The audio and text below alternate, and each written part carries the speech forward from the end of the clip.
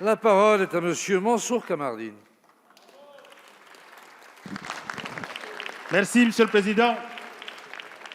Monsieur le Premier ministre, j'ai fait 9000 km pour venir témoigner devant la représentation nationale de ce qu'ont vécu nos compatriotes mahorais durant les 2 mois qui viennent de s'écouler.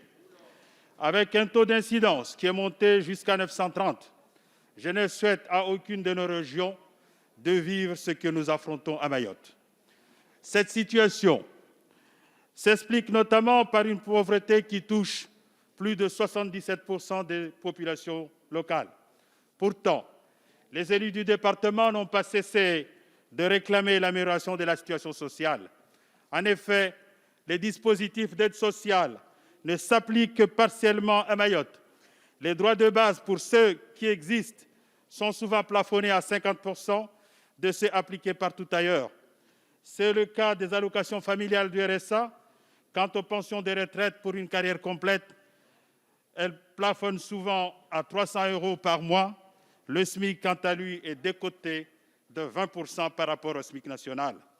Monsieur le Premier ministre, que sont les Mahorais à Mayotte? Tout. Qu'ont-ils été jusqu'à présent dans l'ordre social? Rien. Que demandent-ils? À y devenir quelque chose? Des citoyens égaux en droit, y compris en droits sociaux.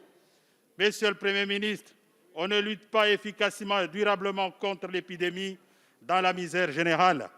C'est pourquoi, pour la énième fois, je vous demande la mise en place de l'égalité sociale à Mayotte, c'est-à-dire l'application dans un agenda resserré du Code de la santé, du Code de la famille et du Code de la sécurité nationale, de la sécurité sociale de droit commun.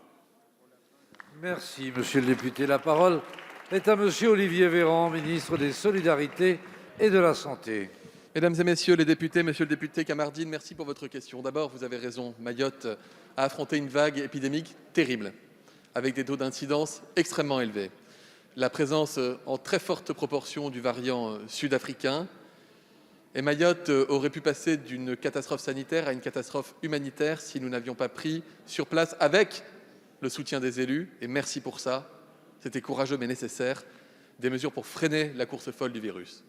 Le confinement généralisé est en vigueur depuis plusieurs semaines à Mayotte et il a permis une décroissance extrêmement importante de la circulation du virus et c'est tant mieux. Monsieur le député, vous le savez, tous les moyens ont été mis en place à Mayotte pour éviter la catastrophe. Intervention du service de santé des armées avec un hôpital militaire qui a pu être mis en place sur site. Plusieurs dizaines, près de 100 soignants ont pris l'avion pour aller à Mayotte prêter main forte, des anesthésistes, des infirmiers spécialisés, des aides-soignants, des urgentistes, des infectiologues. Nous avons envoyé des épidémiologistes parmi les meilleurs dont nous disposions en métropole. La Réunion a été solidaire aussi, qui a accueilli beaucoup de patients mahorais à travers différentes évacuations sanitaires. Aujourd'hui, la Réunion fait face à une augmentation de l'incidence et doit elle-même adapter ses propres soins hospitaliers. Nous avons d'ailleurs transféré 4 patients de la Réunion vers l'Île-de-France il y a 15 jours. C'était une première et c'était nécessaire. Sur le plan social, vous avez raison aussi, monsieur le député. Il est évident que les inégalités sociales creusent et renforcent les inégalités de santé et que les publics les plus précaires sont les plus sensibles face au risque viral et face au risque de formes graves. Là aussi, monsieur le député, nous intervenons. Le gouvernement est intervenu depuis plus d'1 an. Alors, à la fois avec l'application de mesures nationales, comme l'augmentation de l'allocation rentrée scolaire, évidemment, mais aussi avec des mesures locales. Je vous en cite une, et que vous connaissez.